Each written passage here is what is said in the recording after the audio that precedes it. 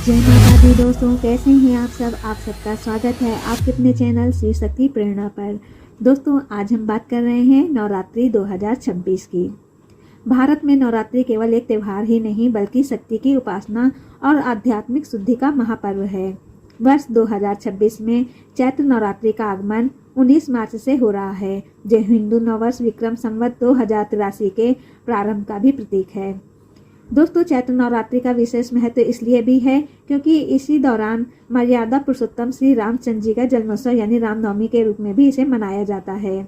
नवरात्रि के प्रथम दिन घट स्थापना यानी कि कलश की स्थापना का विशेष विधान है। शास्त्र अनुसार कलश को ब्रह्मांड का प्रतीक माना जाता है, जिसमें समस्त देवी देवताओं का वास होता है। 19 मार्च 2026 को घट स्थापना के लिए सुबह का समय और विशेषकर अभिजीत मुहूर्त अत्यंत शुभ है।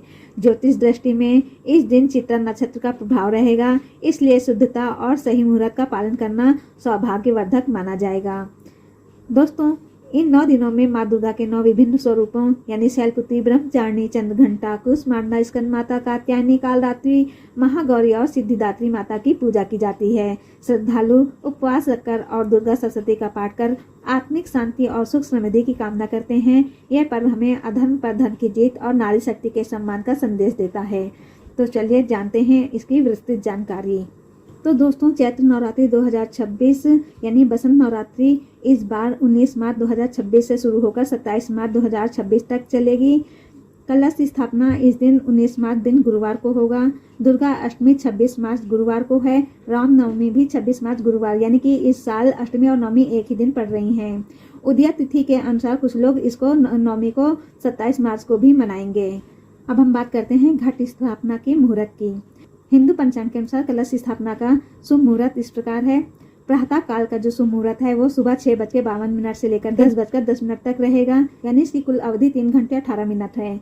अभिजीत मुहूर्त जो हमारा बन रहा है, जो सबसे सर्वश्रेष्ठ है, वो है दोपहर 11:47 से 12:36 तक। इसकी कुल अवधि है 39 मिनट। अब हम बात करते हैं घट स्थापना के सरल पूजा विधि की। स्थान की शुद्धि। सुबह जल्दी स्नान कर साफ कपड़े पहने घर के मंदिर को साफ करें और लकड़ी की चौकी पर लाल कपड़ा बिछाकर माँ दुर्गा की मूर्ति या चित्र स्थापित करें। एक मिट्टी के बड़े पात्र में थोड़ी साफ मिट्टी डालें और उसमें जौ के बीज बो दें। तांबे या मिट्टी के कलश के गले में कलावा बांधें। कलश में शुद्ध जल, गंगा जल, सिक्का, सुपारी, अक्षत और धुर्वा डालें। कलश के ऊपर अशोक या आम के 5 पत्ते रखें। एक नारियल को लाल चुनरी या कपड़े में लपेटकर कलश के ऊपर रखें। इस कलश को बोए गए जौ के पात्र के बीचों बीच स्थापित करें। हाथ में जल लेकर 9 दिनों तक व्रत और माँ की सेवा का संकल्प लें। सबसे पहले भगवान गणेश की पूजा करें, फिर माँ शैलपुत्री का ध्यान कर धूप, दीप और फल फूल अर्पित करें। ध्यान रखें, कलश स्थापना हमेशा प्रतिपदा तिथि के दौरान हो और चित्रा नक्षत्र या वृद्धत योग में नहीं करना चाहिए। दोस्तों, चैत्र प्रतिपदा 19 मार्च 2026 को है, तो चित्रा नक्षत्र का प्रभाव सुबह के समय रहेगा। ज्योतिष गणना के अनुसार चैत्र नवरात्रि की शुरुआत इस प्रकार है। चित्रा नक्षत्र की अवधि 19 मार्च को चित्रा नक्षत्र सुबह से लेकर दोपहर तक रहने की संभावना है।